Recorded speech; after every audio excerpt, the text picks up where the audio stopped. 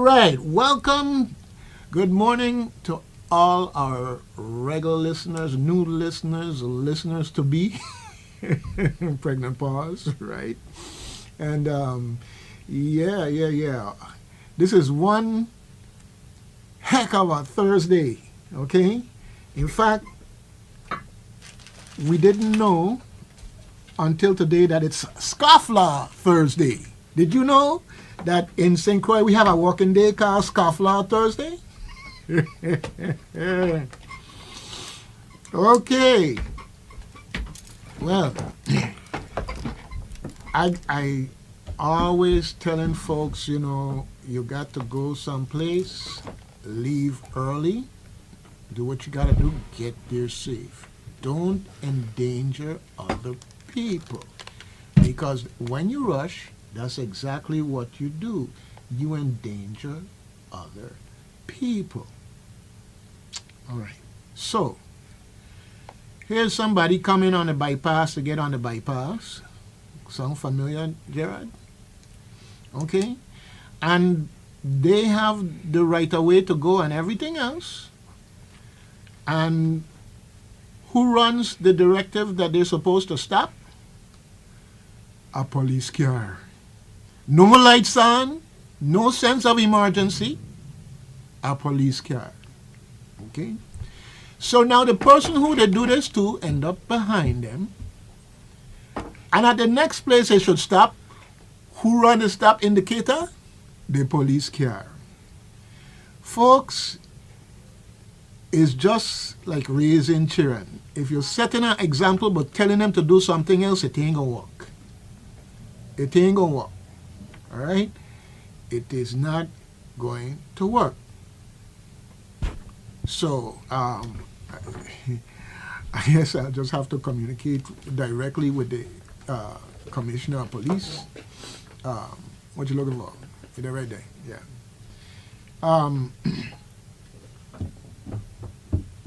If we, the police ain't about policing others. The police have to police themselves too.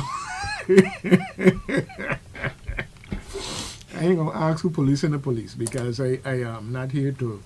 The police do a very important service in our community. They just give us jokes every now and then, and we'll take the jokes so we could get them.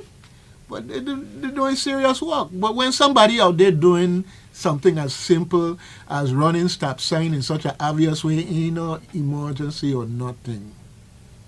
All right? But do you remember a few years back that the police was parking in the handicap spots? Yes, I remember that. I remember that. Okay, I remember that.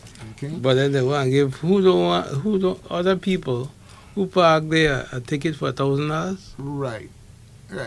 Well, that was addressed, and I don't think that they're doing that anymore. But if somebody see them doing it, please let us know. Well, take a license plate and everything. Well, I got something better. I gonna take a video. Oh, If I catch them, I gonna videotape it. Well, Jared will see everything. So if you catch them, that's it. If you catch them, that's it. If I catch them, the dog dead. All right. Next to Ray Charles and Stevie Wonder, if you catch them, that's it. The dog dead. I can deal with them. But seriously speaking, okay, you have an example to set, and hopefully, I'm not out to embarrass. If it was about embarrassing, then we would have been calling license plate and all this other stuff. This is something simple enough that people need to pull their own pants up, okay? Yeah, or whatever it is. Stop saying means stop. I mean, So I was walking in Florida, and I couldn't understand why these people keep stopping. They stop, then they drive off. They stop, then they drive off. Then I realized I was coming up on a stop sign. I was like, oh, okay. They actually obey the law up here. Okay, now. Don't make it sound like that because they have their share of problems too. You just wasn't there to see it. I know they got their share of problems, but I know I raised up wrong here, and a lot of times We're supposed to stop. Yeah, but we don't have no public service messaging to get into people's minds and to children's But, minds about crosswalks and all this other stuff, but Jared. That's when you take the driving test, it's all there. Jared. Don't do that, man. Don't do that. The driving test is just a rites of passage. Okay, you have people that take that driving test, get a driver's license, and the simplest thing you see that they studied to pass the test, and that's where it ended. Okay, I'm just saying, I'm not being nasty, I'm not being anything. I know. So don't go there. Don't How go we there. don't go there? They need Don't to, go there. They need to retain what they learn. I don't doubt that, brother. They need to get a ticket and feel it, because that's how they're gonna learn. You know, because they ain't hearing, so they're gonna have to feel. That's all. And I'm not saying that with any malice or anything. No. I'm going to talk about the same scofflaw Thursday thing here, because I come into the station this morning, Jared. I approaching the intersection there, the four-way intersection there, by Marshall and Sterling and the residential on the other side, and the Gallows Bay Highway. I'm approaching that. So there's another car. I'm coming east, and there's traffic coming from the stoplight coming down to that intersection.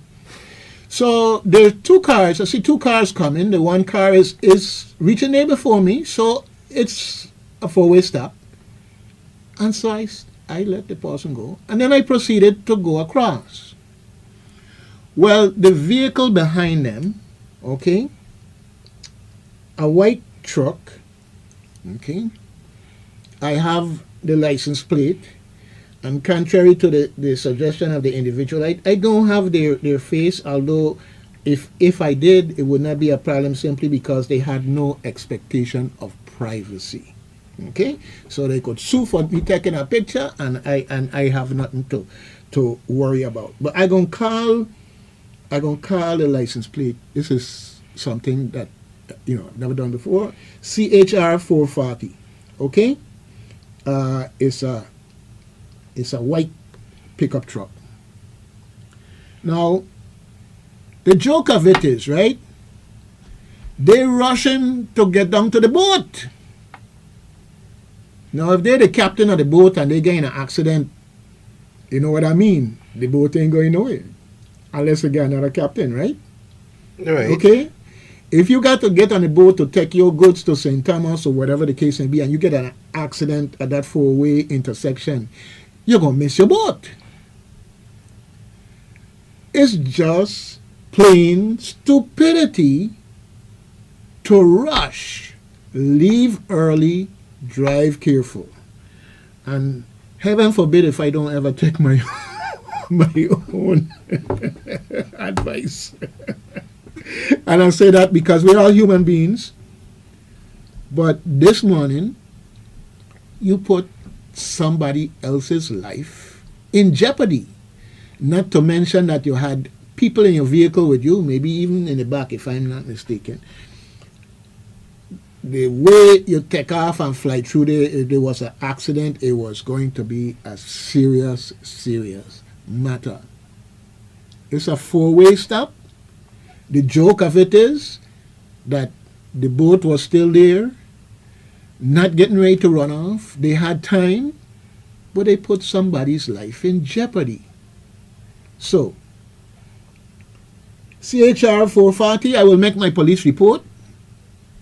And not only that, I'm going to get on a police case, because this intersection, like too many others, is an accident waiting to happen. Okay? And so there's a simple thing that you do. You have a police person in plain clothes. You got another police car around the corner. When somebody run it, they call the partner walk out and flag them down and give them the ticket. All right? Give the community some more funds to be able to put up more stop signs and fix the crosswalks.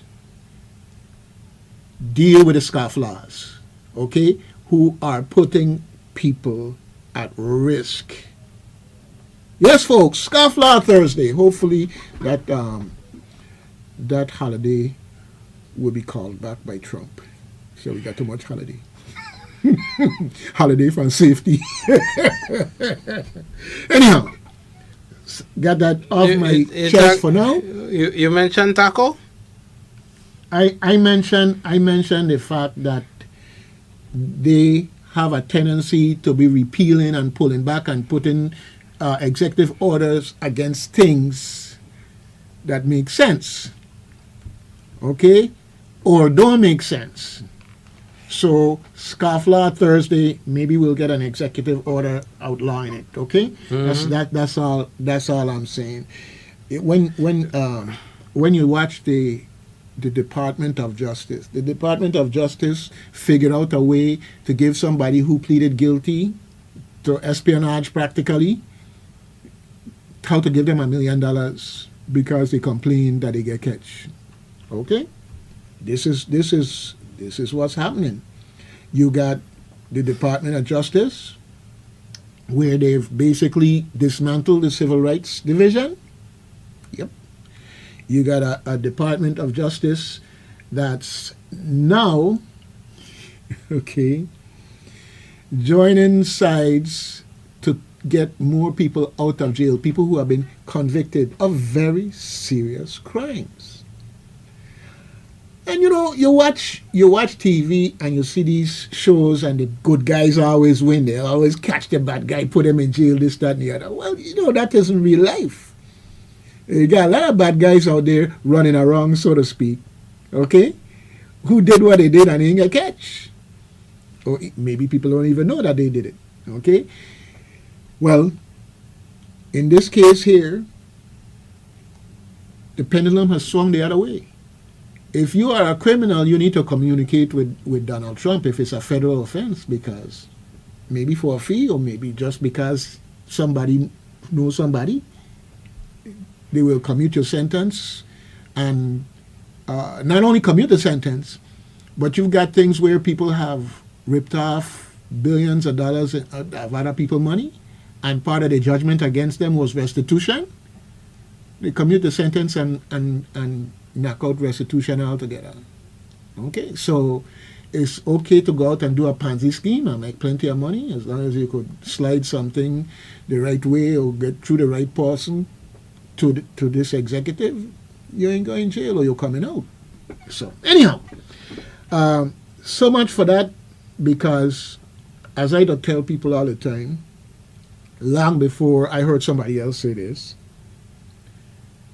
Donald Trump came to the Virgin Islands and observed how things work here for donkey years, and he take it and make a model out of it and went up there and he running it on them. I say on them, on us, because we just getting it twice. We get it here and we get it from up there. Okay? So, anyhow, nothing whining about that, just musing about, hey, life. That's what it is, life. Oh, yeah. Lots of things going on here on St. Croix. In particular, this is the countdown week for the Literary Festival and Book Fair at UVI. You starting the calendar? No, I'm not starting. I'm just talking. Okay, well, before you say that, I want to give my good mornings. Oh, okay. Well, you go ahead, but you're going to get your licks. You're going to get your licks anyhow, because how long you're there now and only know you're saying it? Because you are running your mouth. Ah, okay. And if I cut you off now, you're going to tell me, oh, you give me a chance to talk now? Well, that's a fact of the matter. Is I guess you rubbing off and your mouth running too now? I'll let you talk. I'll let you talk. Well, I don't sure that let you talk too. So anyway, I know I'm going to have with dog aside, find out if they have a vaccine for with this. Dog aside, good morning, good morning, good morning. And welcome to WSTX AM 970. You're listening to Reflections on 970 AM with Doug and Jerry.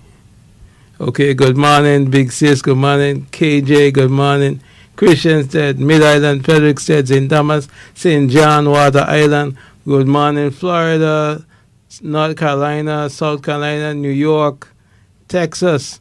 I mean, hey, good morning around the globe. I got people all over. Out in Antigua, Dominica, my son. I got family members and friends all over the place. I tell you, good morning to all. Good morning to you guys listening on YouTube, Facebook, TuneIn, and over the air. Good morning, everyone. It is TGIT. Thank God it's Thursday. Don't start the dog with whatever day it is he start off with there, It's Thursday. Somebody get paid today. So I know you're smiling, saying, wow, I got some money in my pocket. But don't spend it all in one place. And don't worry, all you Friday worshippers, I like to say TGIF. No, it's TGIT. Thank God it's Thursday. Thursday is payday. Somebody get paid today. So that's the day you're most happy. You understand? Don't spend it all in one place. Because guess what? Tomorrow, next week, you ain't getting paid. So you got to make that money stretch. So good morning once again. The number to call in on the show is 340-773-0390 or 340-773-0490. Call in, tell us what's on your mind, let us know what's going on, and keep the conversation flowing. Doggy? Yes, sir. Now I give permission to talk now. Okay, well, thanks for permission. I just watching you, brother. I watching you because I seeing what looks like a real good protege for the succession planning in terms of this show. Okay, that's all right. So it's all good with me, my son. I know that the show will go on. You plan on brother, we don't plan. Checking out? We don't plan. Life does plan for you. I'll kick over your coffin with your chauvinist, Bring me back. Fling you out of that shit. As you say that, some folks have taking the deceased and posing them on a motorcycle, posing them otherwise, whatever, as part of the viewing. Mm-hmm. Yeah. To each their own. Yeah, I've seen one where they had him standing up, hands folded like this, shades on and cap backwards. I was like, who would be going to that? I would not be going there. Oh, well, a dead man standing up? No, we ain't having. Well, different strokes for different folks, brother. It's their way of showing their love and respect, and I'm not going there, beyond that. Okay, thank God it's Thursday, and hopefully they outlast Scofflaw Thursdays in the process too. Yeah. So, as I was saying, there's a whole lot going on St. Croix. And you have the Literary Festival and Book Fair coming up this weekend. And I say coming up, it's really here upon us. Because authors who are not here are coming in today. They're fanning out to the schools this morning, going out to the schools early in the afternoon. They're going out to the schools. They're going to speak with the children, visit classrooms, and talk about book writing, literacy, and other interesting things that these young people may be inspired by. Yep. And then this evening, there's a reception at Government House for all of these folks that are participating, and all of those who especially are visiting us for the first time or even on a return visit. It's all good and it's all important. Now, Saturday they have the the bush tea breakfast social going on, and I'm talking about the crazy food, right? Anyhow, so they have Friday. See, I skipped Friday and got straight to the food, right? But no, that's not what it was, folks. I just learned that there's a UVI seem to have it going on because they have something else going on the campus at the same time. Okay, and that something else is a fair housing summit that's being sponsored by the Board of Realtors. I should say it would be more appropriate to say that it's being put on by the Board of Realtors along with Banco Popular and the National Association of Realtors and some other folks there that are sponsoring it. Okay.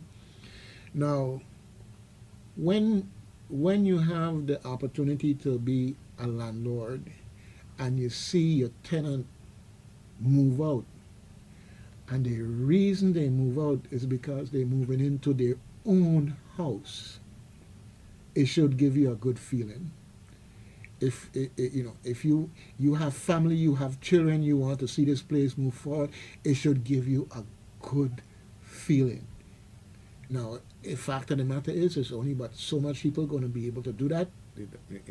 That's just a matter of real estate available and everything else, housing available.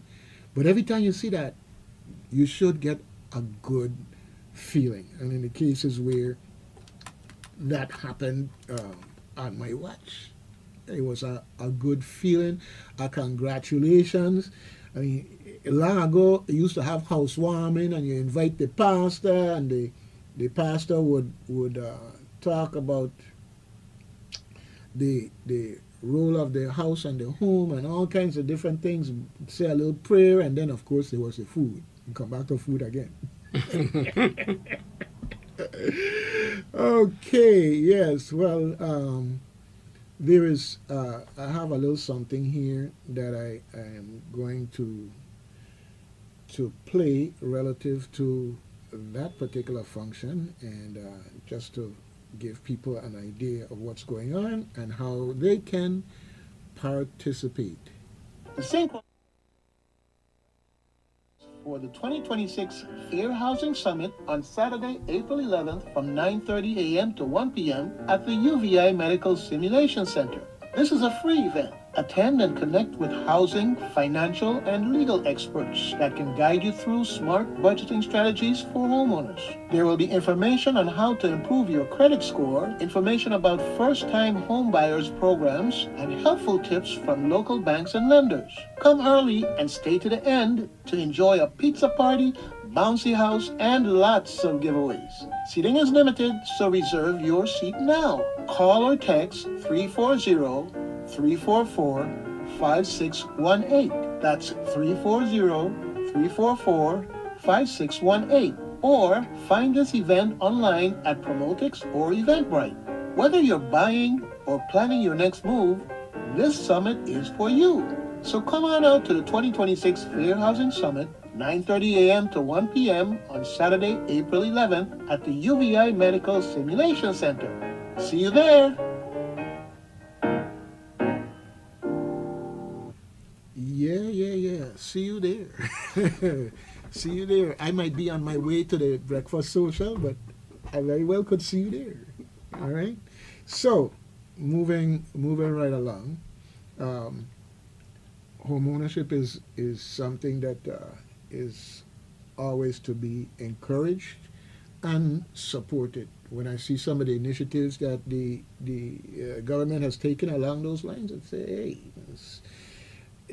one more feather in the cap of initiatives to help something actually happen. Because it's one thing to talk about home ownership, it's another thing to really move to facilitate. All right, good thing. So, Jared. Yes, sir. How's your week been, huh? How's my week been? I hear I was out partying yesterday. Yeah, man. Yeah, we wasn't partying. We had a disability, a developmental disability awareness luncheon that was supposed to be held in March, but it was because of logistics. It was held yesterday in April, second week in April.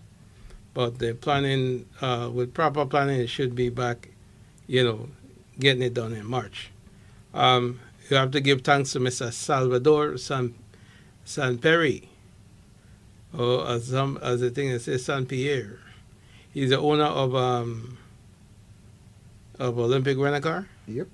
He always gets donations to put on this event every year, and this started something like 28 years ago. For 22 of those years, it was run by Miss McFarlane, Miss Rosalind McFarlane, which was the senior outreach specialist at the Center for Independent Living until she passed in 2022. God rest her soul. But that was why I call one a powerful lady. She was service, to her clients. She's on her bed, battling cancer, and still setting up somebody to get a wheelchair down here. She's on the phone coordinating stuff. There is and will be no one else like that lady. She's deeply missed. In a lot of ways, dealing with the Association for Independent Living, her name always comes up because this, the MASH group was her brainchild, and the event that was held yesterday was also her brainchild. It's not held in any other Center for Independent Living throughout the world. And the MASH group, there's no other like it throughout the world. It's just here in the Virgin Islands, which started in St. Croix. Okay. Well, I know it's close to your heart, and you're saying the MASH group, but every time we talk about MASH, we need to tell people what it is. Mutual Aid Self-Help. That's right. Mutual Aid Self-Help. In other words, the village. Yeah. The village concept is that you get together and work together to advance the village, advance those who... Yeah. And this is so old. I remember, and we have this historic wall right there at 98 Church Street. And that wall was built by people coming together, those doing the shoveling and the mixing and the carrying and bucket and getting it up the ladder or whatever the case may be to get that concrete in place. And the stones in place, and that's how I did it. That's how a lot of folks they have generational wealth flowing in their family, because their family really was an extended family of people who got together and work on this house, finish this house, and then they rotate off and work on the next house, finish it off, and just so that's how it happened. Now today, it's fortunate or unfortunate, you don't really see that the way we used to before, and the economic pressure is such that very often folks who have a relationship where that type of thing would happen are coming saying, what's in it for me? They have to get paid to do it. Well, I'm not saying that everything should be done for free or anything. I'm just extolling the advances in the community that came from that type of concept where people got together and worked together to uplift each other. Okay? Yeah, well, the MASH group is made up of persons with disabilities. And they have various disabilities ranging from visual, physical, mental, some are like, there's various disabilities. And we come together, and someone knows something, they share it with the group, so it's like a peer-to-peer kind of system, so to keep everybody involved, keep everyone in the know, and so that's why I've been a part of that group since 2013. It's been a while. Yeah. Well, the one thing I want to add to all of that is a shout out to all of the businesses, okay, that have that have made it a point, I've made it a point to partner with independent living or related organizations in support of persons with disabilities here in the Virgin Islands.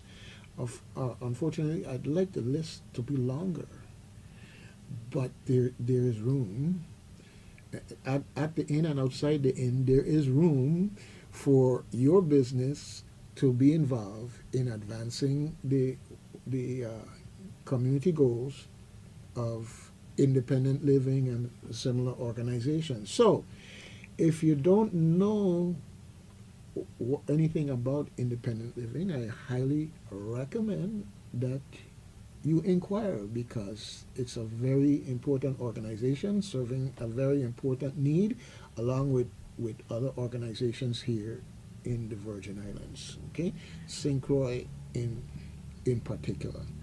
You know, it's one thing to say this, but it's a sad reflection when independent living has an event for persons with disabilities and they send out invitations to the folks that were elected to office, and they get no response, no attendance, no, I'm here representing so and so, very seldom. I'm saying this not to shame anybody. I'm saying not to say that anybody, bad, good, or otherwise. I'm just saying that there's plenty of room for improvement and engagement. And for those who require a vote to get where they need to go, persons with disabilities, they'll vote too. Okay? So, and there have been a few elections where a couple of votes made the difference. Okay? So, don't discount any group, especially, especially in terms of stereotypes and whatever. The fact of the matter is, persons with disabilities are persons. And with that said, the votes, you have over 10,000 persons with disabilities here in the Virgin Islands. Mm-hmm. We have 3,400 of those people are actually visually impaired. And I'm going to tell you, visually impaired people do vote. I vote. Okay? I not only vote, I pay attention to who comes to the functions. I pay attention to who's looking out for persons with disabilities. So, if you're listening to this radio station this morning, I urge you to get on board, because you ain't gonna come and stand up and talk to me in voices that count, or come to the center asking asking me to vote for you when I ain't see you all 2 years. Like they don't start doing already. Someone met me in the grocery store on Saturday trying to urge me to vote for a team. And I was like, over my dead body, I ain't doing that. I ain't seen neither of them to any event that was for persons with disabilities, within the past 8 years. Mm-hmm. I said, so go kick rocks. I wasn't with that. I wasn't with that with them. Anybody who know me know my mouth ain't got my tongue got no hair in it. I tell you what I got to tell you. Well, brother, them folks you tend to go kick rocks. They don't wear steel-toe shoes, so they don't care, unfortunately.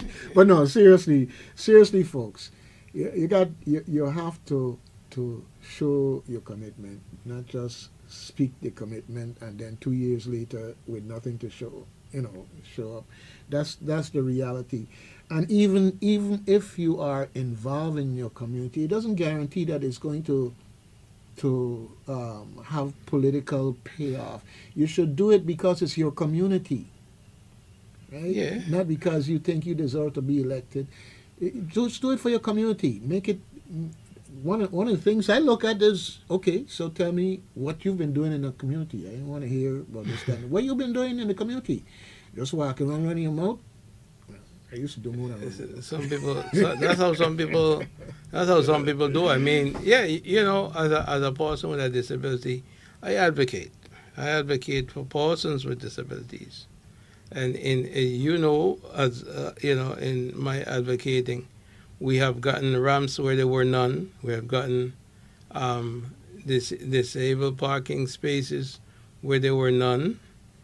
You know, I have gotten, you know, those mobility scooters in stores where there were none, you know, and these are things that I don't use myself, but is used by others. And I ain't running for no office. I ain't running for no position. These are a thing to improve access to my community. and I going to throw in a little joke there, right? Mm-hmm. Okay, but first of all, you say I, okay, but really, I is very often a we, and we don't, you know, we just say I just because, you know, and I say that because I remember working with you and others in the process to Yes. get things Mm-hmm. done. But just on a little humorous side, right? Yesterday at the luncheon, Mm-hmm. you know, of course, I know or otherwise acquainted with everybody there. So of course I go in around and I say, you know, good morning and one of the things I chuck in is say, I ain't running for nothing. It's just that nobody gonna say that I pass you and he ain't say nothing. Well, I when I see you come there and see For nothing one, other than life, I should say. when I see you come there and me see you again for a while, I say, okay, yeah.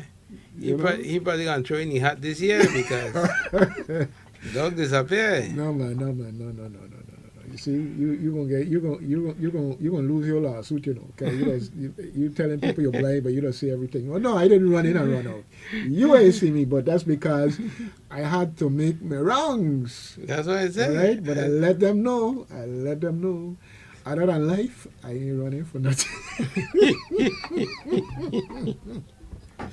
And unfortunately, I didn't see anybody who was running for something there. I would have loved to have seen them there. Yeah, but you know that don't happen. We are the forgotten people of the Virgin Islands, and it need to stop. You know, and what we as the forgotten people need to do is come together and force the foot in the fire.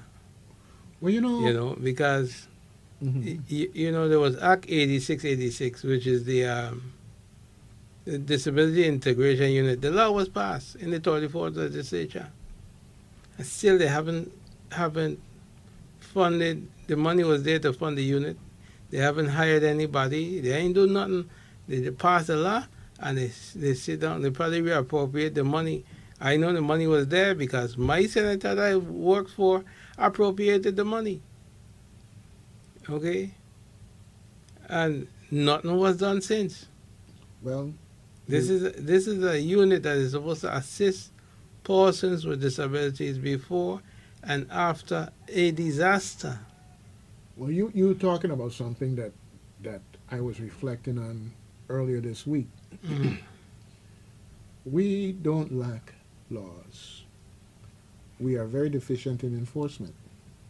That's a challenge. How do you get the laws enforced? There's you know, you can pass a law, create a commission, whatever. If there's funding involved, that's a challenge because a lot of folks don't really understand how a budget works, right? If you watch a barrel and you say, I predict that in the next 30 days that barrel going to fill up with rainwater, and you have a drought, okay? The barrel ain't fill up. Well, when these folks pass a budget, they are projecting that a certain amount of money is going to come in, and they're going to divvy up the money according to the budget. The challenge is that it don't all come in at one time, so everything that's on the agenda to be done, it can't all start at the same time. It might start, you know, in staggered occurrences. But that's what a budget is. Now, I know there's always the issue of of management of funds to say that you have enough funds, but they're being mismanaged. I understand that we have some concerns about that too. So I'm not wiping that aside. But the budget process is such that at the at the end of a year, fiscal year, certain things may be getting done that didn't start at the beginning of the fiscal year simply because the money wasn't there initially. The other thing is the conflation of federal funds and local funds. If you got all this money from the federal government and they require a match, that you got to do a 10% or 20% or whatever percentage match, if you don't have that percentage to put aside to do the match, then that federal funding sits until that percentage comes in. Unless for some miracle of miracles the federal government waive the match or come up with some other creative way of providing the match, the matching funds. And that's another obstacle that we have along the way. But across the board, it's about management of funds. Now, we know we have crosswalks. We know that we got thousands of cars running across these crosswalks. We know that with that process, the crosswalk's going to disappear just from all of the tires running across those crosswalks. So you figure a crosswalk needs to be repainted or redone every 2 years. But 6 years later, you just see the little outline of the crosswalk. We don't have people stopping for crosswalks. Crosswalks are a dangerous proposition. Okay? Now, a very simple thing to do is that where you have crosswalks that aren't at a stoplight where you have a button to activate the crosswalk, that you have these signs with a flashing light for pedestrian crossing. Because I sit back and watch some of these traffic areas and I look at the people and I tell you, Gerard, they're just thinking about getting down the road where they're going so forth. There's the white line them there, but it don't mean nothing to them because it's not registering in their brain. Okay? Do you remember we were doing I remember. Okay. I remember. And what happened? I remember. And the camera were running? I remember, Gerard. Okay. I remember. Okay? And I say that because I don't just want to say what the problem is. When I talked about the blinking signs, in some of our people's minds, those signs are only worthy of being by a school. Well, somebody could get knocked down and killed in places other than a school. It could be like a 2+2, and late at night, somebody crossing the road, get knocked down, killed, as did happen. At least with those flashing lights going on because they've been collecting electricity all day from the wonderful sunshine that we get down here along with the sea and sand, right? That it might have clicked in this person's mind, wait, now I got crosswalk day. Yeah, they did. Right. I think they got like 3 crosswalks and that. Right, but my point is that they're doing the most basic thing of putting down the crosswalk. No, They're failing to do the most basic thing of maintaining the crosswalk over, in reasonable time, and then they're failing to look at how we can capture technology, the simple technology of these blinking LED lights that practically don't burn out in our lifetime, that they could put up. Okay? Yeah. And then and then from the public side, we got them there who knocking down the stop sign after the government finds some money, give somebody a contract to put them up and everything. So it's not that you can't win, it's just you have to be vigilant. Well, listen, they're not going to sign them down, they're not going to pull them down, pull them down, the power pull them down. I don't know. So, like somebody was giving away license out a crackerjack box or something over the last couple of years because I was on power gone off. Next thing you know, the Everbridge pop up on my phone. When they thing tell me it got a major outage because a car collided with a light pole. A power. I'm like, really, man? You gone all the way up the road to go hit a pole for real? For what? You know, the highest speed limit is supposed to be 55 miles an hour. Mm-hmm. And Queen Mary Highway is 40. Mm-hmm. So what are you doing above that, especially if you can't handle it? Yep. Yep. Well, let me come back around full circle to stuff that's going on in the in the community, because I want to just get a few things in. It's 10 minutes before the hour, and the marshal will come in, and the marshal going to have the deputy Evelyn to back them up.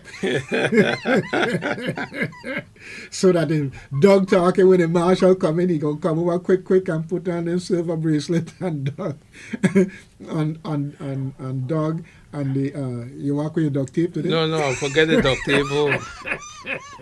I also walk with duct tape when you come around, you know? Oh Lordy me. You know, you have Jared. Mm. Being here and the discourse and the back and forth is how should I put it? it kind of helps my day in terms of it's good to laugh. It's good to have these jokes and everything else. But you know what? We need to start charging. There are other people out there listening just for these jokes. Well, I get him stop on the road now and say, it's on you and Jared, is a riot. well, you know, one of the things that taught me to be as jovial as I am in a lot of ways is because one time I actually had to go into the emergency room because I was not feeling well. Mm-hmm. And when they checked my, preliminary checkup and so, they dragged me in one time. I had to drive IV in my veins, and so my glucose level was sky high. Mm-hmm. Didn't even, and the guy was like, he was cracking all kind of jokes and things. It was a male nurse. He said, I'm doing this to keep you, to make you happy, make you laugh, because the happier you are, the quicker your sugar level drops.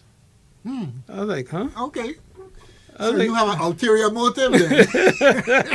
I gotta watch you. So he said, I was like, well, he said, yeah. Once you're happy, you'll be all right. And he's sticking, sticking the thing into my vein, and he started the IV and thing, and he's putting IV bag after IV bag, because, when they prick my finger, the thing come up on the meter, I said, beep, and it says HI. Yeah. Okay. So he said the symptoms I was feeling was that I was getting a stroke. Uh-huh. He said, had you gone home to sleep, it would have been... you won't wake up. Yeah, been more than white lights out. Yeah. Yeah. Anyhow, So, let me just stick in something here, because they got a career and cultural fair that's happening today at down in the by the old Richmond Penitentiary, okay, behind Juanita Gardine School, and it's going to be about exploring your future heritage. It's being sponsored by the Department of Education, adult education in particular, and they're going to have folks there from Department of Labor, WAPA, Frederickstead Healthcare, Air National Guard, Division of Personnel, Entrepreneur 101, by Michael Pemberton, and Stanley and the 10 Sleepless Nights and others going to be there entertaining in the process. Yep. So it's behind Juanita Gardine Elementary School right here in Christiansted, down by the old Richmond Penitentiary. So come on out and explore your future and heritage right there at that event. Yep. Wait, that's by the adult ed thing place there? Down the back there, yeah. Because Juanita Garden used to be there, and then they move up to the top. Right. That's why you said behind Juanita Garden. Yeah. Yeah. Okay. I was trying to wrap the thing in my head. I was like, yeah, okay, yeah. Okay, though. All right. So I'm gonna for the benefit of the public, I'm going to put the flyer on the screen for the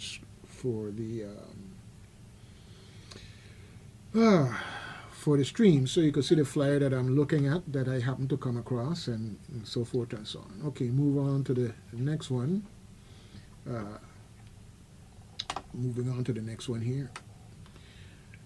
Talking about the housing summit that's coming up this Saturday at the UVI Medical Simulation Center. That's where they're going to be located. And at the same time that they're located over there, over in the Great Hall, will be the Literary Festival and Book Fair in full swing also. Right? Now, as I said earlier, every opportunity that we have to make sure that what's the term that they use? Generational wealth, that we can set our families up to accumulate generational wealth, starting with basics like home ownership, land ownership, that type of thing. So we got the Fair Housing Summit going on. Check it out, folks. We got important budgeting strategy information, how to improve your credit score. Yep, first-time home buyer programs. These are things that you need to know about so that when the time is right for you, you can capitalize on it. Yep, good thing. And the professionals going to be there from the banks, the realtors, etc. Okay. Yes, the 13th annual VI model competition coming up Saturday, April 11th, folks. Yep, all right. AG Management on the move. Yep, good thing. You want more information? They show you there. You can send an email to info@jgmanagementusvi.com. All right, good thing. As part of the literary festival, there's going to be a children's literary festival integrated Sunday on the 12th, and that's from 11 to 4 p.m. at Children's Museum of St. Croix. All right, okay. Yeah, all right. Tennis coming, folks. It's April, and on the 15th through the 26th, it got a tennis tournament going on there at the Beeston Hill Tennis Club. It's called the 2026 Coral Reef Classic. And yes, this one, the different PSAs are the different PSA. Yeah, this is a public service announcement to all you guys out there that you should get your PSA checked annually, or if things don't seem right, more than that, and more frequent than that. Okay. But anyhow, the Yvonne Ashley Gallagher Breast Cancer Foundation, all right, they're having a breast and prostate cancer conference Friday, April 24th and Saturday, April 25th at the same Great Hall right there on UVI campus here on St. Croix. All right, they're going to have some very powerful presentations, informative presentations, and hopefully stimulation to the women to grab them man by the ear and haul them into the doctor's office if necessary. Men be supportive of women and making sure that they're doing what they need to be doing, or otherwise men and women independently taking the initiative to look after their health. All right. Yeah. And that's just what you have to do, because the bottom line is that nobody better at looking out for you than you. And if there is somebody that's better than you, make sure you hook up with them. Okay? Keep them close. All right. St. Croix celebrates the 4th annual Neurodiversity Day, and that's on the 19th at the Beeston Hill Tennis Club. Okay. That's the 19th from 10 a.m. to 2 p.m. And there's the flyer floating around there with all the different sponsors, including Department of Education, Disability Rights, and more, too numerous for me to mention in the short time that I have here. Okay. Ribbons with a Cure has a scholarship that they give out, and the deadline for that scholarship is April 30th, 2026. I'm putting that out there at the front right now, okay, to let you know that if you are interested, you need to get moving because the end of this month is the deadline. And it's available to USVI residents, a graduating senior high school student, or currently enrolled in an accredited college or university, vocational, trade, or business school. You must be a cancer survivor or parent or guardian have had or currently have cancer. And you have to have a cumulative GPA of 2.5 or higher. Ribbons for Cure, folks. They got the scholarship. Their flyer has on a QR code that will take you to information that you need. And also you can check them out on the website www.ribbonsforacure.net. All right, definitely. Okay, and that's it for today. Except for the details that we might be going into when it comes to the literary festival. Yes, I wonder who breaking the law today, because Scofflaw Thursday, Jared, and we did here, and usually we going to the top of the hour advertising, and the marshal ain't reached, so somebody else must have broken law that the marshal tie up. I think she'll be coming. Anyway, it's 9 a.m. and you're listening to WSTX AM 970.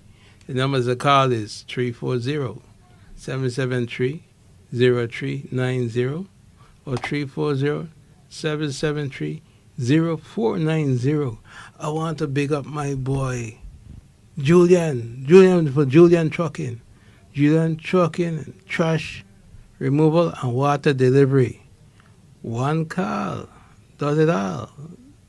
340-772-8510, 340-277-9093. Give Julian a call. Tell him Gerard sent you. So tell me now. Talk to me. Is it that you got wards, or that's part of his slogan? One call takes care of it all. Yeah, one call does it all. That's his. Oh, okay. I just wanna make sure. Julian Trucking. I know you're very talented delivery. guy. So. Yeah, he does. He take care of your trash. He deliver your water. You know what I mean? He got trash bin rentals. All them things. Give him a call. He hook you up. All right. But tell him I send you. All right. And when he say, but I don't advertise, tell him send you over here to advertise. Tell he picking you up anyway. Anyway, because they're it's just like locally owned, man. I did that ad earlier for the St. Croix Board of Realtors with the Fair Housing Summit that's coming up, right? Mm-hmm. And I know that the Board of Realtors have partnered with organizations in the community in support of our youth. Mm-hmm. And they have even put their money into play in support of these organizations. So it's not just talk and saying we sponsoring this and that. It actually was happening. I see that we have a caller here trying to come in. Okay, I guess I'll take it next time because I think the marshal is tied up. But anyhow, so when I hear about the Fair Housing Summit, I look at the folks who are sponsoring and everything else, like folks like Banco Popular, okay, the folks at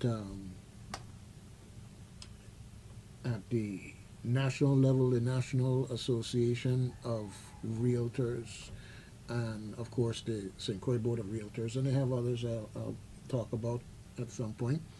But the fact of the matter is, I'm always happy to help with these things, not just because it's something good for the community, but because these organizations have shown their willingness to invest in our young people and and the nonprofits that help them or help some type of similar cause.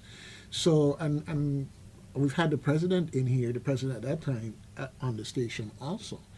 So when I see these things going on, yeah, if you're in real estate, selling a house or selling land is important to you. I understand that's your business.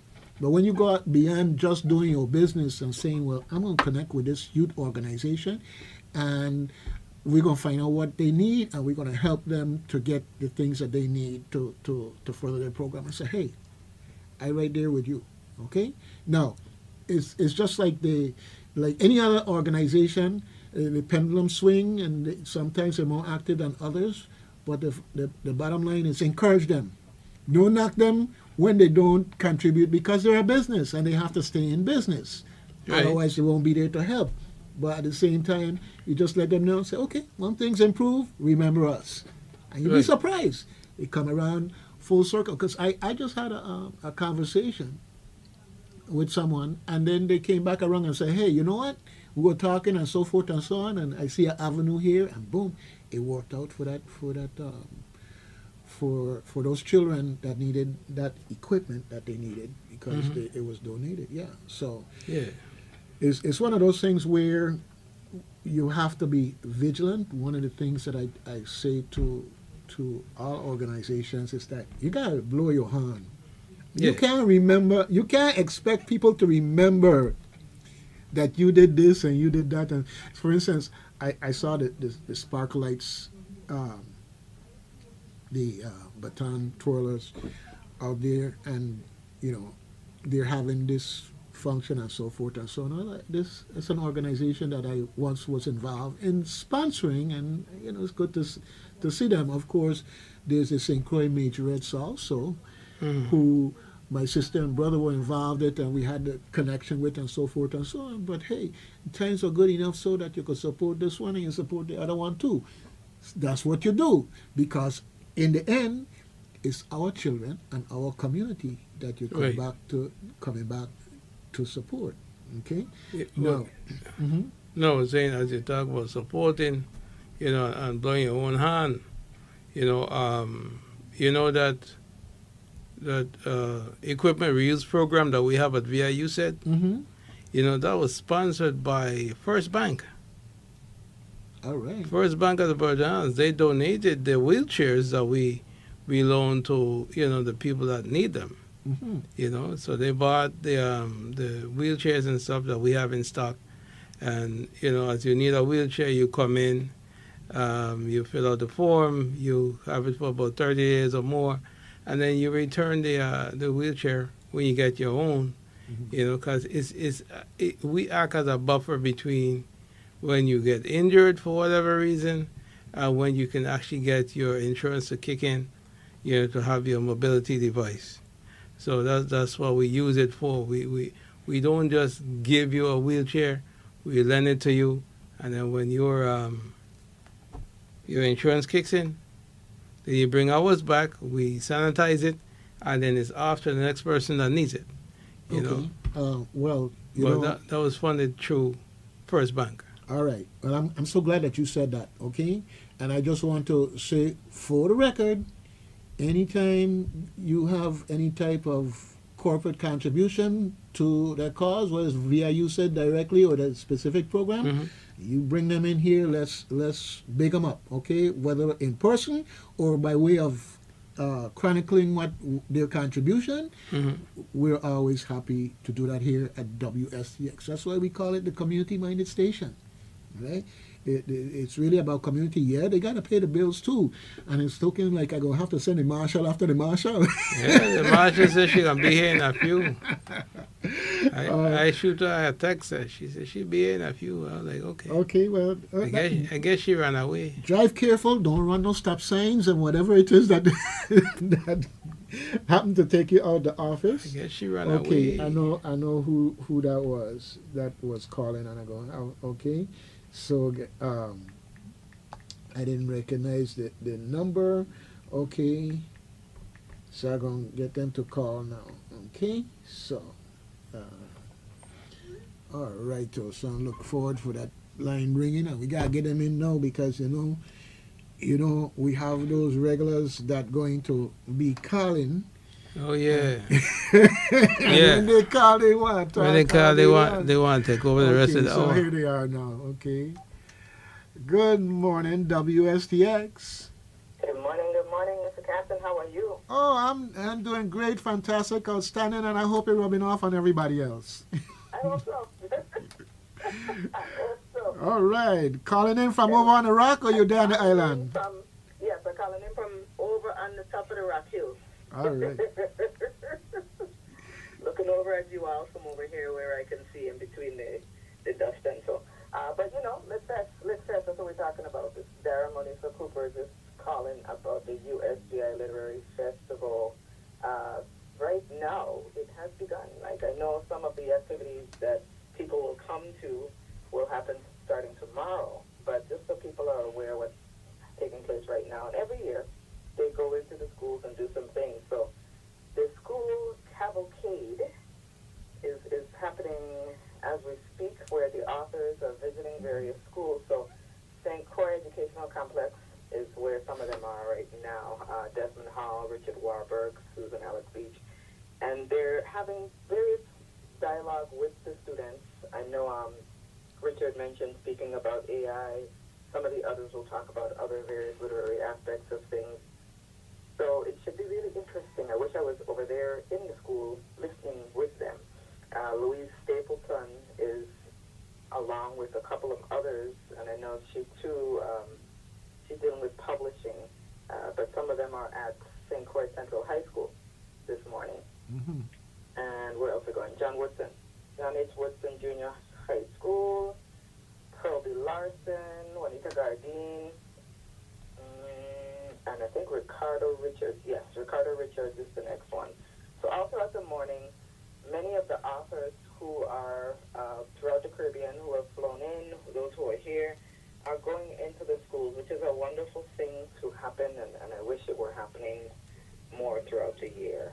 So again, we're talking about the USCI Lit Fest, Literary Festival and Book Fair, where once a year the Caribbean writer based in the University of the Virgin Islands under Alfred Lewis Brown hosts this, and a collaboration of other offices, of course, and things, hosts this festival, this fair, and brings together all of these various culture bearers, literary artists, and so on, to do different things in the community, share with themselves, each other, the community. And right now, on the Thursday, they're usually in the school. So just letting people know that that's what's happening today. All right. Yeah, and it's great. It's great that the very first thing is jumping into the schools, because Absolutely. the youth are the future. We hear that phrase. But we have to act that phrase, and we have to live that phrase, and we have to get them involved so that the future is going to be bright. This is the challenge that we face. It's easy to talk the talk. We've got to walk the walk, and the first thing was to get to those young people and start talking about what the literary world and the way it's changing because of technology and everything else. Because it just so it's great that this is going on. So so I know I hear you're involved in some of the activities.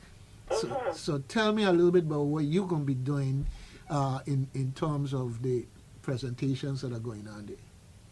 Okay, sure. So, yes, there are a number of related activities that go on throughout the entire thing.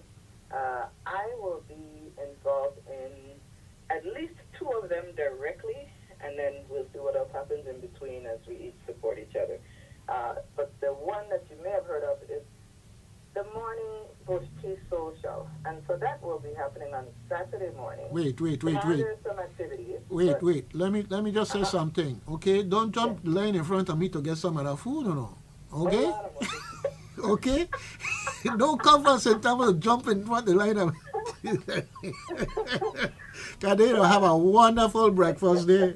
Yes, yes, they do. I think who's gonna be helping with the breakfast? I think it's Save the Farm and them I hear. Yeah, So well, it's there's good a folks certain and good pumpkin food. something I'm used to getting from some of them. But I ain't gonna say too much because me want everybody coming right in front of me to get it. I hear But that. yeah, I'm looking forward. But no man, them man say I'm gonna be on the mic, so you're gonna be able to go in line. Okay. Elders first, respectfully, right? Yeah, But yeah, just save me some, man. Save me some. But yeah, so again, let me jump back into what I'll be doing. Right, But that'll right. Go start ahead. on the Saturday. But I don't want to, skip over the Friday completely first. So let me just mention a little bit of that because that's when the in-person starts at the UVI Great Hall, 8:45, and that'll be some, different things going on. Yes, they're going to, I think, Government House tonight to do different welcoming and different things like that, different activities taking place. And if you have not registered and if you want to see all of this for yourself, you can go on the website, which is, let me make sure I give you the right thing, usvilitfest.com. So usvilitfest.com. And that's where you can see the entire agenda. You would just have to click the menu that's over on the left, top left, and you'll see the word agenda to be able to look through all of this that I'm speaking about. But yeah, so there are things happening this evening, things happening right now at the schools throughout the day. There'll be some things happening, the introduction of authors in the evening, recognition for the supporters and sponsors, of course. And there'll also be an analysis of short stories from the Caribbean writer this evening, 6:30-ish. So all of that's taking place. Much of this happens at the university. So the Friday morning at the Great Hall, the Mistress of Ceremonies, our Dean, Kimmery Ingerman, will be opening up the literature in conversation at the Great Hall at the Albert A. Sheen campus over there on St. Croix, right? Over there. So, welcoming remarks by Alphys Lewis Brown, Jennifer Marangas King, Deanna James, and that will be around 8:45 or so in the morning. And this is the Friday we're talking about. Then you're going to have a keynote with Desmond Hall, Ishaf Rooms, Donna Reddy, Donna Heeman, sorry. And so there's different things going on, like I said, on the Friday. You'll have a musical interlude by the 2025 Calypso Monarch of the VI, Calypsonian Lady McIntosh. So All right. you have to use words when you're doing music if there are lyrics, right? So these things are all tied together. It's All not tied. separate from anything. It's all connected. The literary festival includes more than just words, all right? And then Dr. Malik Sekou, Dr. Carlisle Corbin, Dr. Mark Wenner are going to have a panel on Caribbean identity and self-determination in a changing world. Hot topics, right? Hot Yep, topics that yep. ever present, ever necessary. So that's, again, in the morning time, around 10:30. And Friday, I'm talking about tomorrow. Mm-hmm. I don't know if you hear somebody cutting grass next to me, but hopefully the iPhone is doing it. No, I'm hearing you clear. Hear you clear. Okay. Okay. All right. So the story structure, Desmond Hall, there's some other things going on. If you want to write a children's book, Brianna McDaniel is going to be there again on the campus facilitating that workshop. Okay. You want to learn about crafting stories of transformation, first impressions, so many different things. Tips for editing your work. Annie Paul is going to be doing a facilitation on that in the afternoon tomorrow. And the setting of writing in the diaspora, passing the story on. Because again, you mentioned the children being the future, but whoever is writing, at any time that they're writing, they are absolutely necessary to continue passing these stories on. And then you have the book bacchanal. What is a book bacchanal, right? At the Caribbean Museum Center for the Arts. So various authors, book signings, and open mic poetry.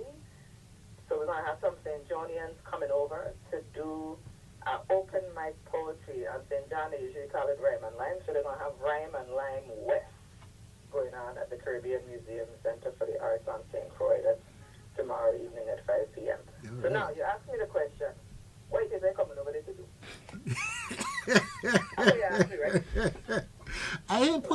ain't put it like that. I We know. our arms are wide open for you to come. Okay, don't make it sound like that. That might come over there, eat people food, I think. All Come, right. But come, yes, come yes. now, you got crack it that wood pistol. Auntie Alcest, as I tend to call her, usually calls on me every now and then to come and assist with different things. Last year, I was one of the people sharing poetry during the Bush Tea Morning Social. And yes, it is Bush Tea, is breakfast between 7:30 and 9 a.m. on the Saturday morning.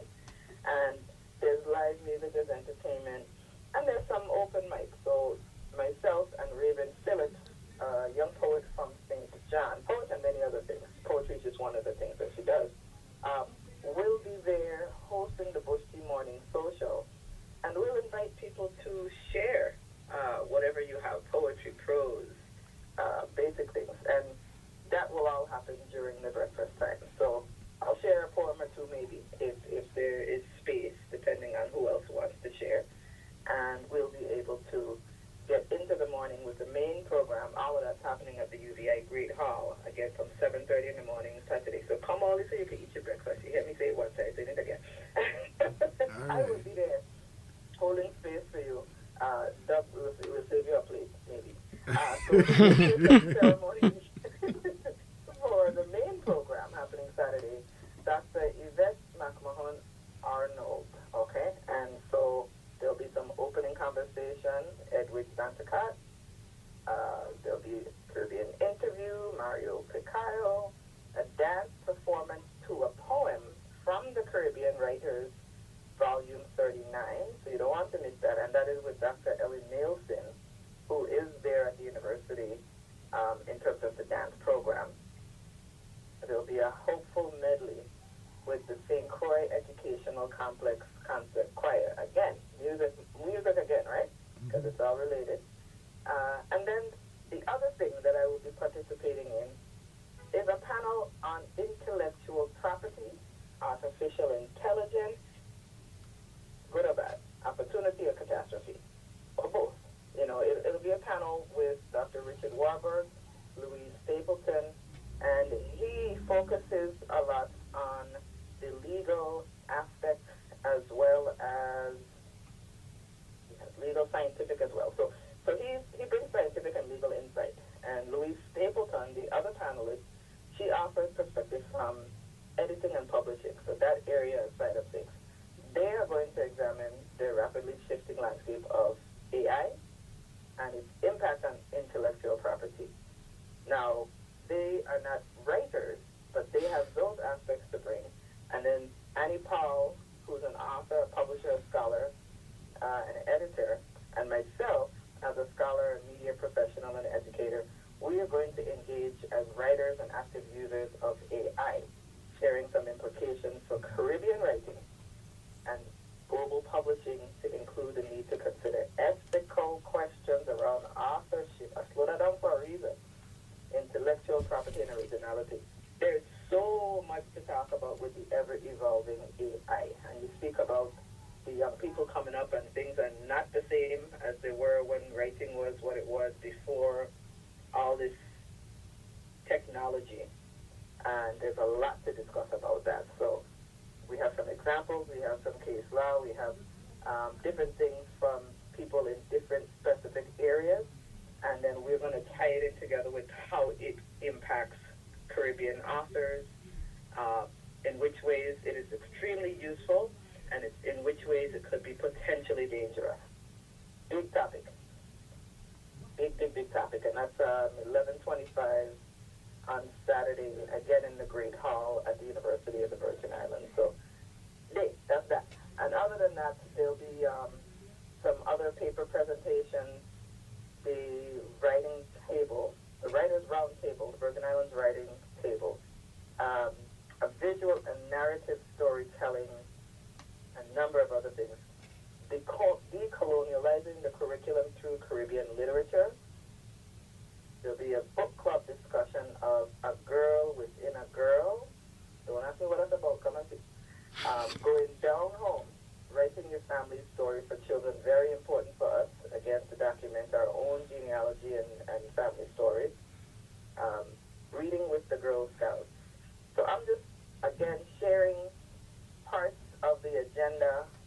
from the USVI Lit Fest program happening this weekend, really starting this morning, as the authors are in the various schools over on St. Croix, going on to this evening, and then in the morning tomorrow at the Great Hall, with the program continuing.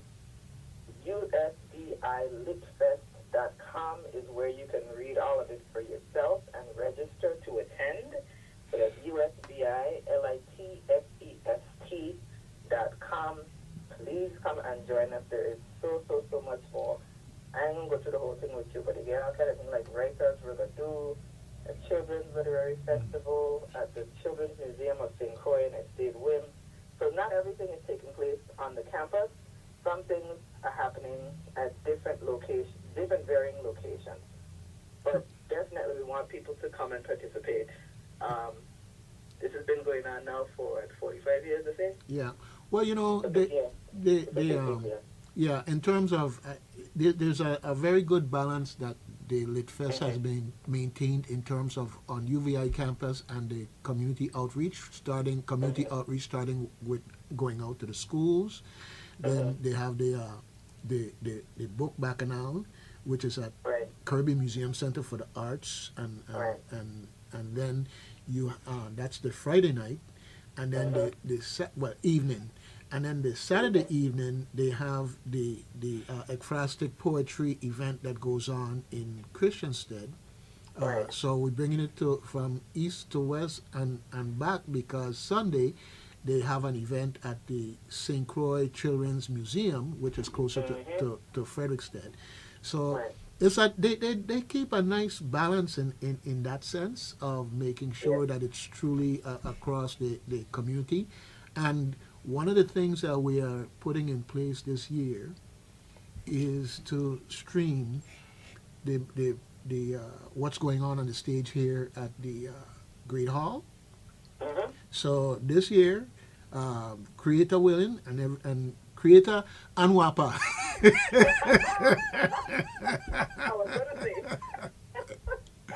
Okay, and Creator and Wapa willing, we will be streaming for all those people who have expressed an interest in taking part remotely in that regards, and so we're definitely trying to take it to that next level. So I'm looking forward to that. This afternoon I'm going to run by UVI, make sure all the hardware and everything is in place, and we even working with our own Wi-Fi. We making sure we got everything ready to go. We taking no chances. Okay. Okay. Now I have to check with UVI, see if I could plug into this. Yes.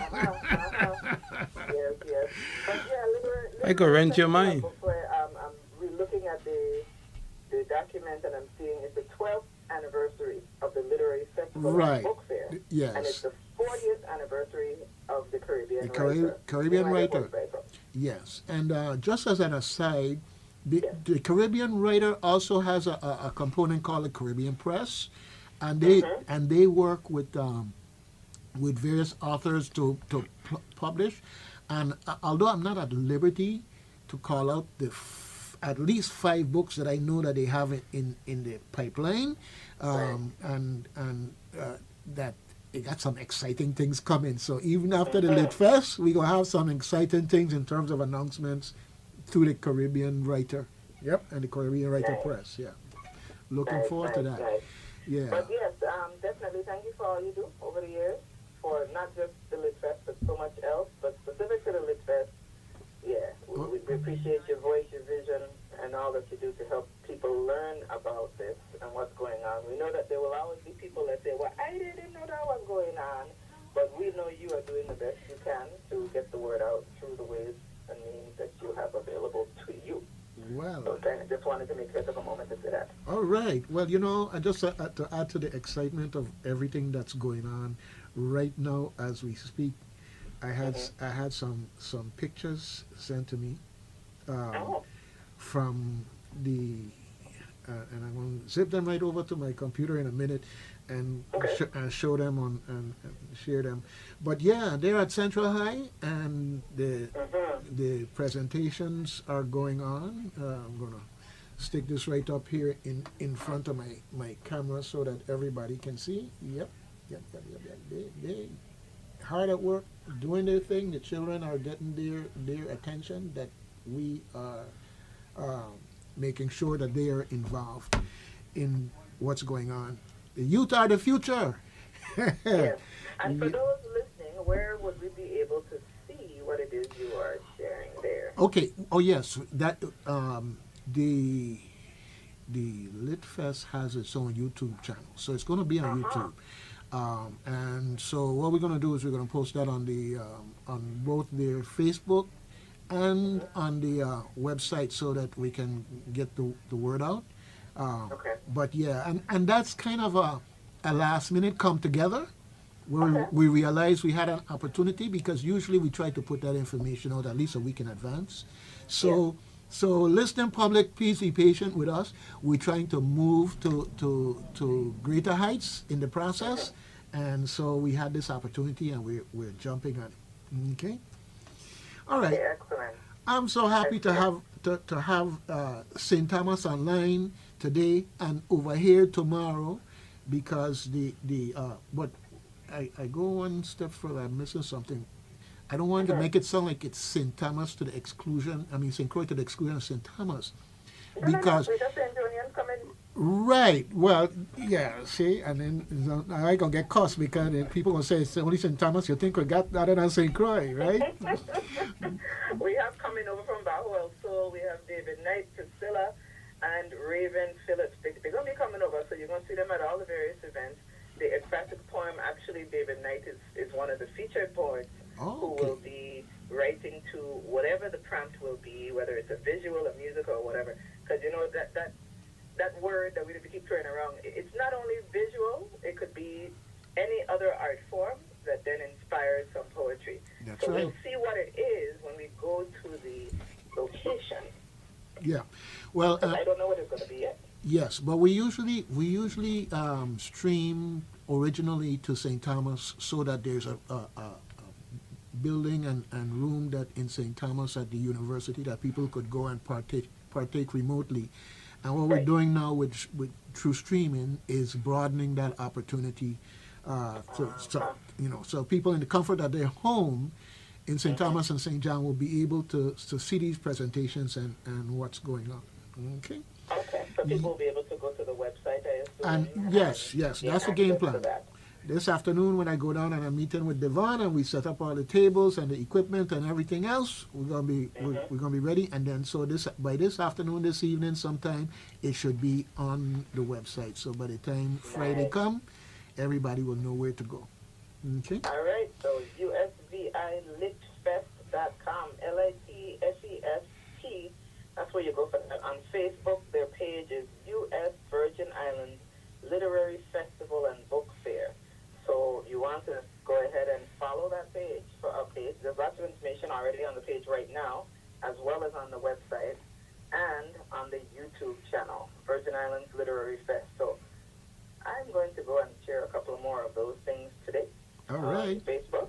And Good that thing. way, hopefully, more people will have access now that you're going to be able to watch it via the stream. Good thing. God and wap with it. We can always put up our down. Right. Do you have all the promos? You want me to send them to you? Feel free to send them to me. Okay, I'll send. Sharing. I've been sharing whatever has been coming out. So, Okay, I'll do that. but feel free. All right. But thank you again so much. Appreciate your time, and I will see you tomorrow. Okay, and I need an update on how long you're gonna get to stay. Okay, not this minute. Understood. Okay, I just because if there's an opportunity to make sure that you get to attend all of these events over here, I want to see if we can work something out. Okay. Understood. Sounds good. Thank All you right. so much. Good thing. All right. All right. You enjoy. take care. Okay. Bye bye. All right. Hey, Jerry. We're at the bottom of the hour. The bottom of the hour. We're at 35 minutes after the hour of 9 o'clock. Dog don't keep his timer on. You're listening to WSTX AM 970, your community-minded station. The number to call is 340-773-0390, 340-773-0490. I want to remind the public that VIU said is a proud sponsor of the ICANN Connect program. ICANN Connect program is a program that you can get a free iPhone, iPad, or computer to facilitate distance communication. So I went and get the marshal. Okay? So the marshal is in the house, so we're going to take a break at this point in time. We'll be back after these messages. We got to keep the lights on, mics on, and dog off the mic. News Talk for the Virgin Islands, AM 970 WSTX. Healthy Living, an important, informative health talk show with Dr. Peter and Abdul Ali. Sundays, 8 p.m. to 9 p.m. Join the conversation on AM 970. WSTX. April 17th and 18th, Arch Institute youth leaders will have 2 fundraisers to help support their sharing and learning excursion to India. On Friday evening, starting at 6 p.m., it's game night and karaoke. Come out with your entire family. It's a $5 donation fee. On Saturday, we will have a food sale. Roast pork, chicken, fish, and a vegan menu containing all the usual trimmings. Donation of $18 per plate. We will be looking for you on April 17th and 18th at 22D Estate La Grande Princess in the yard at A Plus Signs, straight across from Titan's gas station. See you there! It's hurricane season. Don't get caught scrambling at the last minute. Guardian Insurance Company is here to remind you to prepare like a pro. Update your emergency supplies. Secure important documents, including your insurance policies. Prepare for power outages. Tidy up outside. Have an escape plan. Check on your neighbors, the elderly, and anyone you know that may need support. No panic. Just prep and ride out the season like a pro. Guardian Insurance Company. Always by your side. AM 970 WSTX, Christiansted, Frederickstead, and the Virgin Islands. Grab your lights and come. Jay's Landscaping. We do tree trimming, debris removal, small and large lot clearance, commercial and residential yard maintenance, all at reasonable rates. Call Jason for Jay's Landscaping, 473-8586. Estimates available. No job too big or too small.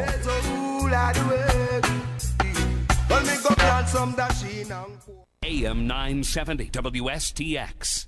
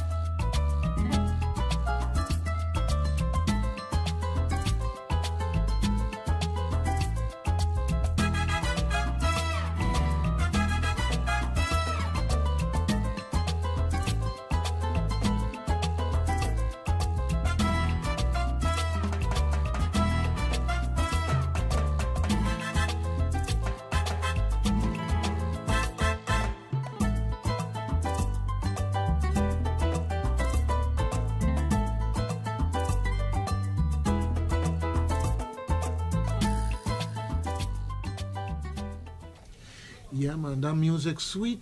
Every time I hear that music, it's like dancing in the seat. Hey, I think I rhyme in there. Wait, no, I should go to the egg frosted thing and try a thing. Maybe I don't have to stick to my day job. That could become a professional rhymer. Next thing I know, I'm going to be like Dobby doing extempo. Let me stop, Doc. Let me stop. I ain't able.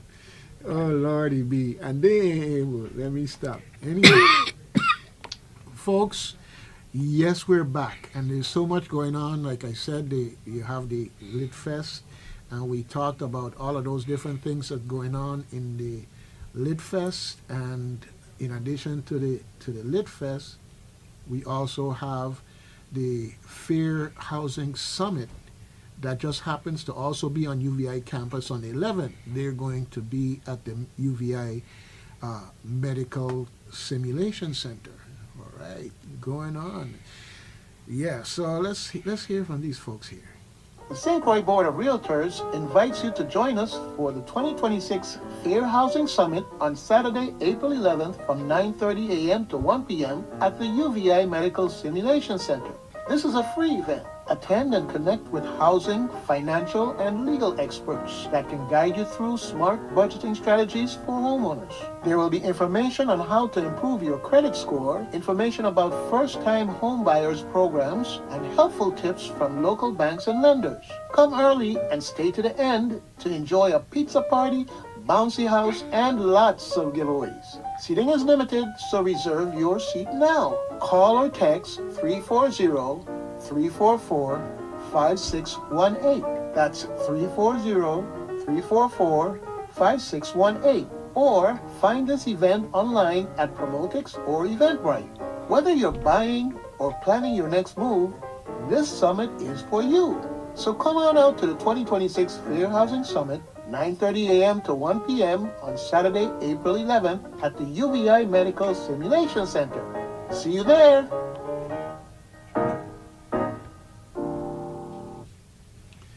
Yeah. No echo. Huh? No echo. No echo. Okay, good thing. So, folks, see you there. So, hopefully, in the process, I'll be just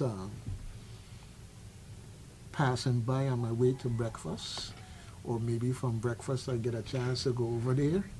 And, yeah. VIU said, brother. Tell people about VIU said. VIU said, your community-minded center. That's right. VIU said is the Virgin University Center for Excellence, in developmental disabilities. We're under UVI. The acronym is VIU said. We're the proud sponsor or persons who distribute the I Can Connect program. The I Can Connect program is if you or your loved one have considerable hearing or vision loss, and vision loss, the I Can Connect program is for you. So if you're hard of hearing and you got vision loss, you can get a free iPhone, iPad, computer to facilitate distance communication between you and your loved ones. Once you meet the income guidelines and you have those two disabilities, you're getting a free device. I'll remember, never miss a freebs. Honor the 11th commandment. The number to call, 340-692-4267. VIU said also offer what we call the DME closet, the DME, the durable medical equipment, which is a wheelchair, walkers, and canes. Man, listen, if you're in need of one, you just get out of the hospital, you need either or, just come by, we'll hook you up.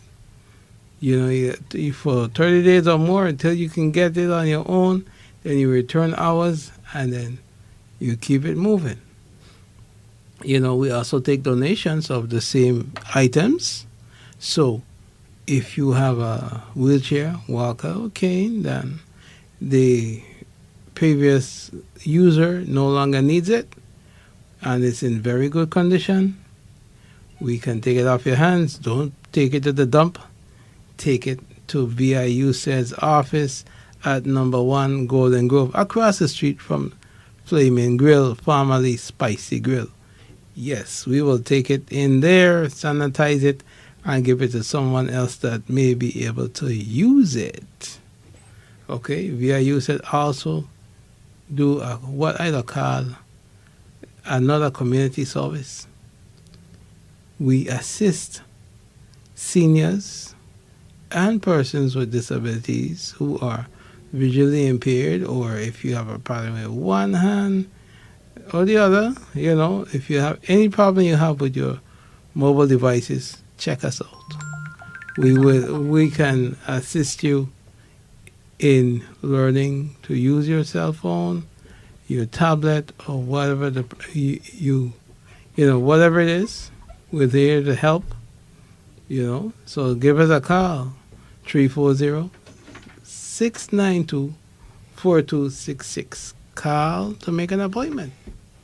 We're happy to serve you. Right. Dougie, you're moving around there. What going on? Yeah, well, I listening to you and I said, man, WSTX go hire as part of the making staff, you know. Okay. Really? I think the marshal gonna put you to work. The marshal gonna put me to work? The marshal is gonna put you to work at WSTX. Really?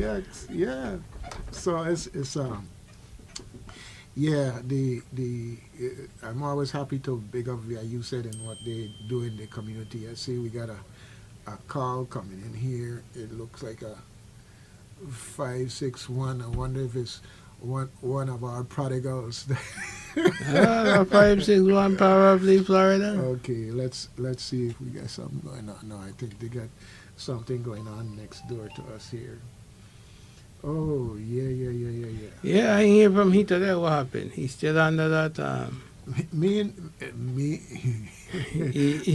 No. He's still down in the bunker, man. He's down in the bunker because Taco was trying to threaten Iran. Oh yeah. Well, let me tell you, right? It's so funny. I was thinking about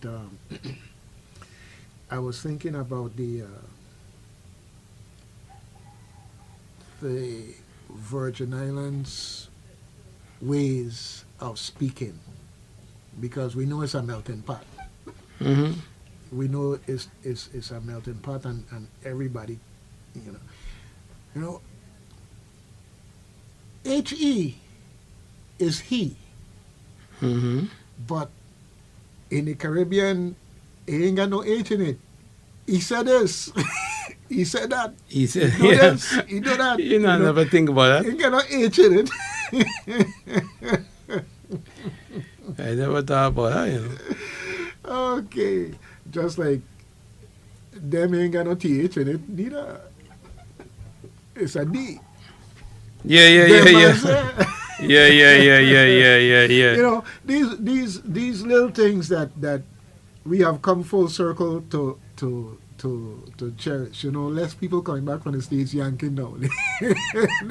they like the language that much that they you know. But hey, it's also good to be able to code switch. Okay. Yeah. Because sometimes somebody asks you for directions on the street and you say, well, go down there and turn the corner and they're right there. What did you say? Turn the corner, look for the tamarind tree and no, but not even all of that. Just they got OKR. Just the language and accent difference. Yeah, OKR on the left side. To be able to code switch and be able to help someone in need. Okay, let me see if this is us. Good morning, WSTX. Is this Whopper? No, wrong number. Wrong number. Don't send no. Don't send no terrorists this way, okay? But if we is Whopper. Okay. Yeah. Listen. Uh-huh. I was in the BVI last. What's that noise? Forgive me. I was in the BVI last week, right? Mm-hmm. And as I have done in the past, I went to the main power plant and I looked at the Watzilla German generators that they have. I hugged them and I kissed them because they're working fine. And I can't understand for the likes of me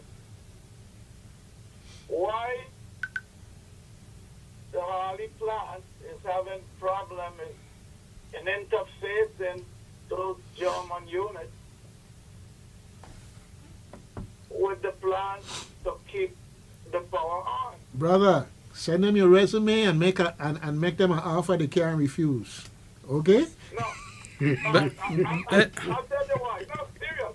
I'm very serious. Better yet, come down with that tool. Let me finish. I have offered to help for free. And the governor didn't tell me this himself. But I heard that he said not over his dead body, right? Come back, do anything in the voice. No, serious. But it doesn't bother me because he's not doing me anything. The people are allowing him to continue with the goddamn foolishness. Okay, keep God out of it. So, yeah, you're right. I could only surmise that they like it. So, you know what? A radio talk show told me yesterday, what were you worrying about? He going in a few months. Full heck. Why don't he go now, today, ahora mismo? Okay. I mean, what has he done that he needs to stay on for 2 more seconds? Somebody please tell me. Well, come down with your tool and run him out of office. Well, that's what he did. Couple of across, he snapped. Yeah. Lordy me, man. Hey, I am not condoning violence, okay? Listen, Mr. Nibs. Okay. You take it right and I'm going to take it left. A different take on the double whammy. Okay. Anyhow, are you dangerous? Anyway. Are you dangerous? By the time we're done with you, we'll run for another office. Yeah. At 4 o'clock this morning, I had a Zoom meeting with some former WAPA engineers. And they asked me to put some things together, and I did. And because the governor and Carl Knight is saying that no former WAPA employees had to be called back ever to do nothing in WAPA. Well, I went to my memory, and if you allow me 2 minutes, I'll tell you. 1 minute. One Keith Newton that just passed in Ohio that has a major electrical construction company that I work with. He was my assistant in WAPA. And he was a good diver. So when it comes to diving and floating up the underwater submersible cables, be it to St. John, Hassel Island, Water Island, that was him. Yes, he was called back. The second one was one Ed Mills, who today is, I believe he's with FEMA, one of FEMA top engineers in New York. Yes, he was called back because he was an expert in what we call terminators, potheads, where you're coming from what you call underground metering or high tension, and we're doing primary metering and such, sectionalizing and substation. And finally, a 5'4" Bobo Dread, they don't call him Al Nibs. He was called back during Hurricane Hugo in '89.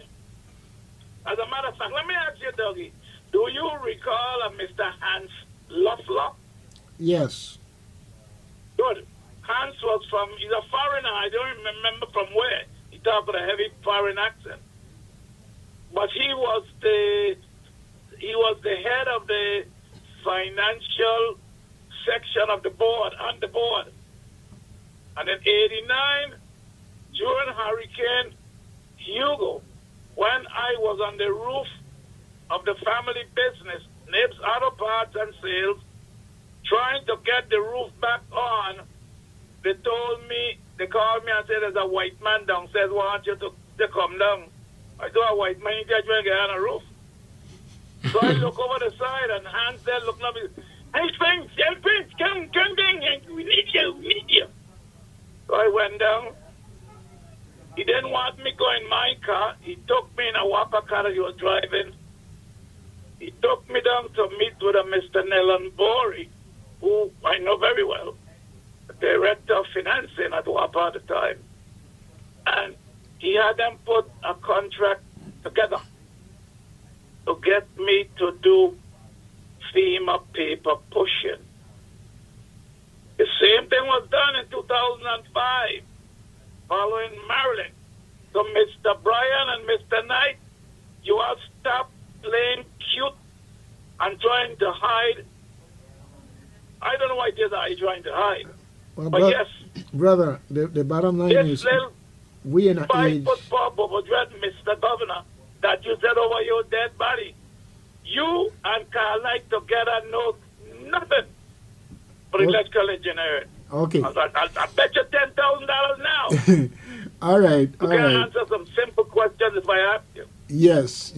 Okay. No, But I we didn't. Like it so, Dougie. That's- Yeah, but and if I sung a little, I didn't go ahead, know. you go ahead. I didn't know you was Bobo Dread. Yes, they tell me I'm a 5 foot 4 Bobo Dread, boy. So how long? How long are your locks? Well, I will tell you how long they are. They're not as long as Mario. And a matter of fact, it got 3 sprigging bust out the back of my bald head. Just 3 days sprigging. So they tell me that I mean, I'm 5 foot 4. I haven't grown an inch. And that's why they call me the 5 foot 4 Bubba Dread. Okay. And Brother R gave me that name. You know, Brother R was a plant engineer at WAPA along with Devon Grant. Yeah. And these people is who the governor and Carl and them should be calling back and giving them a blasted contract. Yeah. Well, I don't need one. Right now, I just left a optometrist appointment, and I'm going to FPL, Florida Power and Light, to do some contractual engineering work for them. So, Mr. Governor, you stop with your goddamn forwardness. You need help, yeah. but you're ashamed to beg for it. Yeah. Okay. But I'm sorry for the people. All right. I'm sorry for the people. I hear you. Not I hear you. Mr. I hear you. Not you, Governor. Russian. Not you, Mr. CEO. Yeah. The people who suffering now, you foolishness. Mr. Nibs, Yeah. I'm gonna have to run out of here. I got some folks coming in after me, right? But it's good to hear your voice. Okay. Yeah. And you know, I could tell that your cognitive is going strong. Your heart is going strong. You know. Ain't nothing coming across on you as weak, okay? So we are reassured that you holding down the fort up there in Florida. Yeah, you ain't following Taco Boy. Hey, let me Taco Boy down the river and a taco. Yeah. Anyhow, we got to run. Yeah. Down to the last couple of minutes. We're 2 minutes in front of the hour there. Yes. Okay. Go ahead. All right. You take Have it. a good one. All right. Good thing. Right. You too. All right. Okay. Good thing. I gonna put this thing back in here and run it one more time. Yeah, here. Bo. Yeah. So. All right. The St. Croix Board of Realtors invites you to join us for the 2026 Fair Housing Summit on Saturday, April 11th from 9:30 a.m. to 1 p.m. at the UVI Medical Simulation Center. This is a free event. Attend and connect with housing, financial, and legal experts that can guide you through smart budgeting strategies for homeowners. There will be information on how to improve your credit score, information about first-time homebuyers programs, and helpful tips from local banks and lenders. Come early and stay to the end to enjoy a pizza party, bouncy house, and lots of giveaways. Seating is limited, so reserve your seat now. Call or text 340-344-5618. That's 340-344-5618. Or find this event online at Promotix or Eventbrite. Whether you're buying or planning your next move, this summit is for you. So come on out to the 2026 Fair Housing Summit, 9:30 a.m. to 1 p.m. on Saturday, April 11th at the UVI Medical Simulation Center. See you there. hopefully next Thursday we'll see you here doing your random act of kindness. And if you're feeling like Jerry, just do a random act. I hear the clicking over there, so you know it is the end of our show. We have come full circle. You've been listening to WSTX EM 970 Reflections with Doug and Jerry. Okay, so we're going to see you next Thursday, the 16th, same time, same place, but different things. Peace out. AM 970 WSTX and more continuous music variety. April 17th and 18th, Arch Institute youth leaders will have two fundraisers to help support their sharing and learning excursion to India.